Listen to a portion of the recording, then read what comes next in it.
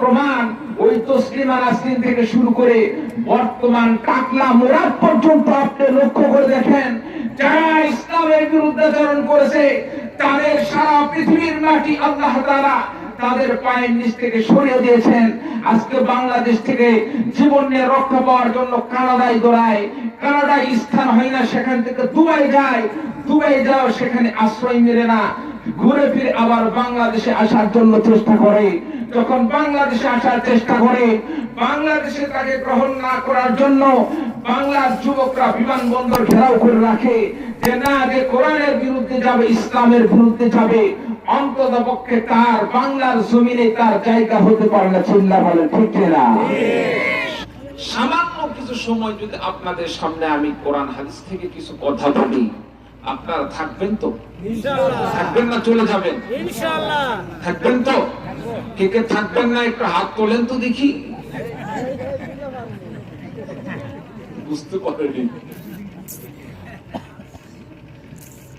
আল্লাহ পাক এই মাহফিলের শেষ পর্যন্ত আমাদেরকে থাকার জন্য কবুল করবেন। সকলে বলে আল্লাহুম্মা আমিন।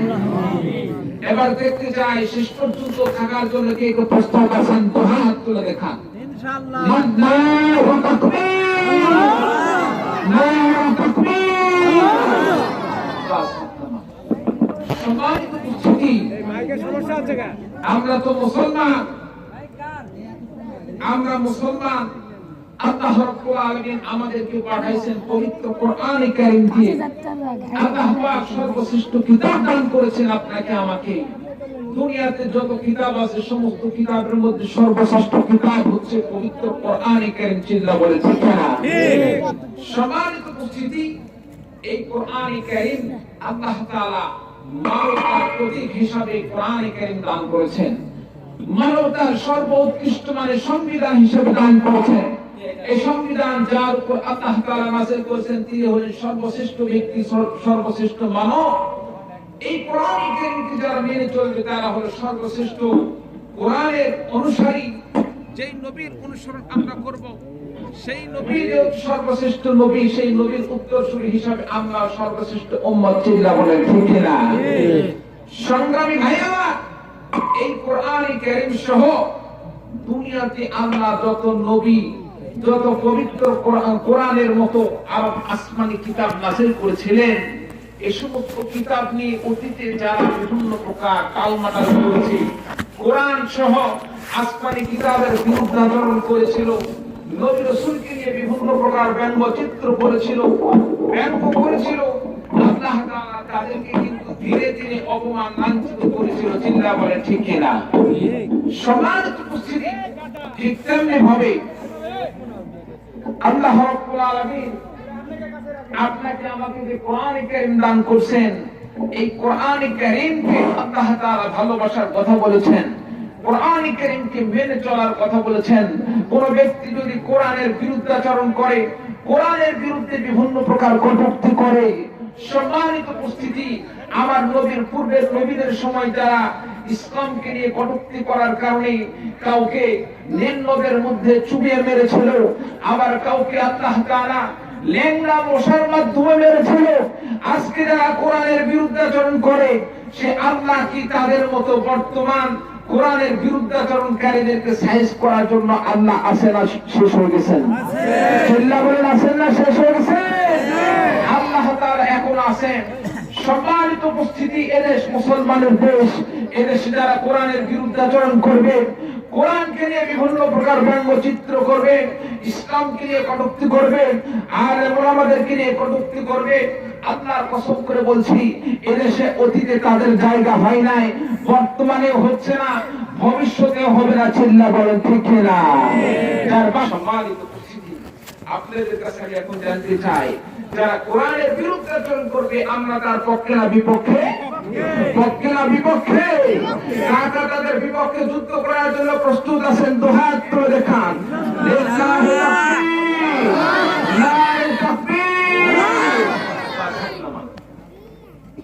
মুসলমান ভাইরা আমার বন্ধুগণ, আল্লাহ রাব্বুল আলামিন পবিত্র কোরআনে কারীম দান করেছেন। এই কোরআনে কারীম তো আপনার জন্য আমার জন্য হেদায়েত। আল্লাহ রাব্বুল আলামিন এই কোরআনে কারীম থেকে আপনাকে আমাকে সঠিক পথ দেখার জন্য আল্লাহ রাব্বুল আলামিন কোরআনে কারীম নাযিল করে দিয়ে পাঠাইছেন। আজকে যদি আমরা কোরআনে কারীম শিক্ষা করে কোরআন মেনে চলি, কোরআনে কারীম অনুযায়ী নিজের জীবন পরিচালনা করি, আল্লাহ রাব্বুল আলামিন এই দুনিয়াতে আল্লাহ পাক আপনাকে আমাকে ইজ্জত দান করবেন। সাথে সাথে আল্লাহ রাব্বুল আলামিন এই কোরআনের ইজ্জতের কারণে, কোরআনকে মানার কারণে আমার আল্লাহ রব্বুল আলামিন আখিরাতে মুক্তি দিয়ে নাজাত দিন, আল্লাহ পাক জান্নাতের ফয়সালা করে দিবেন। চিল্লা বলেন সুবহানাল্লাহ। মুসলমান ভাইরা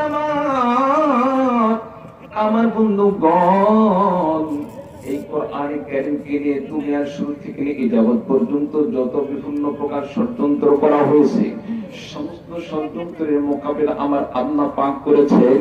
এখনো পর্যন্ত যারা ষড়যন্ত্রের মধ্যে লিপ্ত আছে, আল্লাহ রাব্বুল আলামিন তাদেরকে জবাব দিবেন।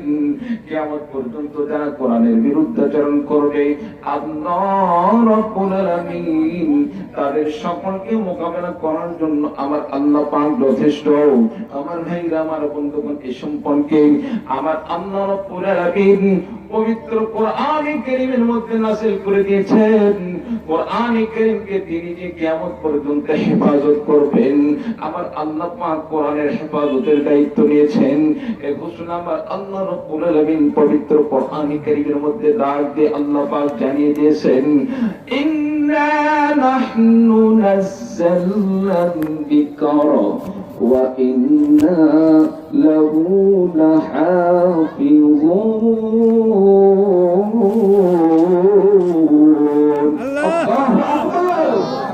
মুসলমান ভাইরা, আমার আল্লাহ পাক ঘোষণা দিয়ে বলেছেন, কোরআনে কারীম আমি আল্লাহ রাব্বুল আলামিন নাযিল করলাম। এই কোরআনে কারীমকে হেফাজত করার দায়িত্ব আমি আল্লাহ পাক নিলাম। দুনিয়াতে যারা কোরআনের বিরুদ্ধাচরণ করতে আসবে, আমি আল্লাহ রাব্বুল আলামিন তাদের সব অংশে আমি আল্লাহ পাক তাদেরকে ধ্বংস করে দেব। আমার ভাইরা, আমার বন্ধুগণ, সুতরাং আমরা যদি কোরআনের পক্ষে থাকি, আল্লাহ পাক কোরআনের ওসিলায় আল্লাহ রাব্বুল আলামিন আপনাকে আমাকে মুক্তি দিয়ে আল্লাহ রাব্বুল আলামিন জান্নাত হিসেবে কবুল করবেন। আর যদি কোরআনের বিরুদ্ধাচরণ করি, আল্লাহ রাব্বুল আলামিন কোরআনের বিরুদ্ধাচরণ করার কারণে কঠিন হাসরের ময়দানে আপনাকে আমাকে কঠিন শাস্তির সম্মুখীন করবেন। চিল্লা বলেন ঠিক কিনা? কোরআনের পক্ষে থাকলে আল্লাহ পাক আপনাকে আমাকে দুনিয়াতে ইজ্জত দান করবেন, আখিরাতে আল্লাহ রাব্বুল আলামিন আল্লাহ পাক ক্ষমা করে দিবেন, ইজ্জত দান করে আল্লাহ রাব্বুল আলামিন জান্নাত দান করবেন। চিল্লা বলেন সুবহানাল্লাহ। সম্মানিত উপস্থিতি, দেখেন দুনিয়াতে যত মানুষ আছে, এই মানুষের মধ্য থেকে সর্বশ্রেষ্ঠ মানুষ কারা? যারা কোরআনের সাথে নিজেদের সম্পর্ক জুড়িয়ে নিতে পেরেছে, কোরআনের সাথে সম্পর্ক রেখেছে, তারাই সর্বশ্রেষ্ঠ ব্যক্তি। বাস্তব তার উদাহরণ কি? আমরা যখন মসজিদে ইমামতি করি, ইমামতের সময় পিছনে কিসের এমপি, কিসের মন্ত্রী, আর কিসের একজন দিন মজুরি কুলি, কোন ভেদাভেদ নাই। সকলে মিলে যাকে নেতা মানে সেই হলো কোরআনের আলেম, কোরআনের হাফেজ। চিল্লা বলেন ঠিক কিনা? সম্মানিত উপস্থিতি, এই জন্য আল্লাহ তাআলা দুনিয়াতেও সম্মান দান করবেন, আখিরাতেও আল্লাহ রাব্বুল আলামিন সম্মান দান করবেন, ইজ্জত দান করবেন। সুতরাং আপনি আমি কোরআনের পক্ষে না বিপক্ষে? চিল্লা বলেন পক্ষে না বিপক্ষে? কোরআনের পক্ষে থাকতে হবে। দুনিয়াতে সাময়িক এই জিন্দেগিতে কষ্ট হলেও আল্লাহ রাব্বুল আলামিন এটা আখিরাতে পোষায়, আল্লাহ রাব্বুল আলামিন আপনাকে আমাকে ইজ্জত আর ওয়ালা বানিয়ে দিবেন। চিল্লা বলেন সুবহানাল্লাহ। সম্মানিত উপস্থিতি, আপনাদের মাদ্রাসা, এই মাদ্রাসা আল্লাহ রাব্বুল আলামিন কবুল করেছেন বিধায় এখানে আল্লাহ রাব্বুল আলামিন একটা মাদ্রাসার ফয়সালা করে দিয়েছেন। মাদ্রাসা তো সব জায়গায় ইচ্ছা করলেও হয় না, বরং আল্লাহ তাআলা যেখানে আল্লাহ পাক কোরআনের খিদমতের জন্য পছন্দ করবেন, যাদের মাধ্যমে খেদমত নেওয়াকে পছন্দ করবেন, আল্লাহ পাক সেখানে এবং সেই মানুষদের মাধ্যমে মাদ্রাসা করানোর ব্যবস্থা করবেন। চিল্লা বলেন ঠিক কি না? সম্মানিত উপস্থিতি, এই মাদ্রাসা করার ফজিলত কি? মাদ্রাসা করার ফজিলত কি? ইলমে দ্বীন শিক্ষার ফজিলত কি? কি দরকার আমার এই ইলমে দ্বীন শিক্ষা করা সন্তানদের কোরআনে কারীম শিক্ষা দেওয়া কিংবা নিজে শিক্ষা করা কেন দরকার? মুসলমান বিগ্রামাত আল্লাহ রাসূল সাল্লাল্লাহু আলাইহি ওয়াসাল্লাম হাদিস শরীফের মধ্যে বলেছেন, খায়রুকুম মান তাআল্লামাল কুরআনা ওয়া আল্লামা। হে বন্ধু, বিশ্ব নবী সাল্লাল্লাহু আলাইহি ওয়াসাল্লাম বললেন, তোমাদের মধ্যে থেকে সর্বোত্তম ওই ব্যক্তি যে ব্যক্তি কোরআনে কারীম শিক্ষা করলো এবং অপর ব্যক্তিকে কোরআনে কারীম শিক্ষা দান করলো। দুনিয়াতে এত মানুষ থাকা সত্ত্বেও আল্লাহ রাব্বুল আলামিন যারা কোরআনে কারীমকে শিক্ষা করবে, কোরআনে কারীমের পক্ষে থাকবে, তাদেরকে রাসূলুল্লাহ সাল্লাল্লাহু আলাইহি ওয়াসাল্লাম সর্বশ্রেষ্ঠ ব্যক্তি হিসেবে ঘোষণা করেছেন। আমার ভাইরা, আমার বন্ধুগণ, শুধু তাই নয়, রাসূলুল্লাহ সাল্লাল্লাহু আলাইহি ওয়াসাল্লাম কত সুন্দর করে আরো চমৎকার ভাবে কত হাদিসের মধ্যেই না বললেন, من قرأ القرآن فاستظهره فأحل حلاله وحرم حرمه أدخله الله الجنة। তোমাদের মধ্যে থেকে যে ব্যক্তি কোরআনে কারীম পাঠ করলো, কোরআনে কারীম পড়লো, মান কোরআন কোরআন ফাস্তাযহারাহু, এবং সাথে সাথে নিজে আত্মশুদ্ধি করলো, ফাহাল্লা হালালাহু, হালালকে হালাল করে মেনে নিয়ে চললো, অর্থাৎ আল্লাহ তাআলা যে হালাল জিনিস দান করছে সেটাকে হালালই মনে করলো। যেমন গরুর গোশত খাওয়া, এটা কি হালাল না হারাম? ছাগলের গোশত খাওয়া হালাল না হারাম? মুরগির গোশত খাওয়া হালাল না হারাম? এসব জিনিসকে আল্লাহ রাব্বুল আলামিন হালাল হিসেবে আল্লাহ রাব্বুল আলামিন আপনার জন্য আমার জন্য ফয়সালা করে দিয়েছেন। ঠিক তেমনিভাবে আল্লাহ তাআলা আরো যে সমস্ত হালাল জিনিস দান করেছেন, আর দুনিয়া চলতে ফিরতে অনেক হালাল জিনিস দান করেছেন, ঠিক তেমনিভাবে আল্লাহ পাক যেগুলোকে হারাম বলে ঘোষণা করেছেন, ওয়া হারামা হারামাহু, আল্লাহ পাক যেগুলোকে হারাম বলে ঘোষণা করেছেন, যেমন শুকরের গোশত, বলেন তো হালাল না হারাম? সুদ খাওয়া হালাল না হারাম? ঘুষ খাওয়া হালাল না হারাম? মানুষকে ধোঁকা দেওয়া হালাল না হারাম? এই সমস্ত জিনিস জানা বোঝার পরে কোন ব্যক্তি যখন নিজেকে হালাল করে চলে, হারাম থেকে নিজেকে বেঁচে রাখে, বিশ্বনবী সাল্লাল্লাহু আলাইহি ওয়াসাল্লাম বলেন, আদখালাহুল্লাহুল জান্নাহ, আমার আল্লাহ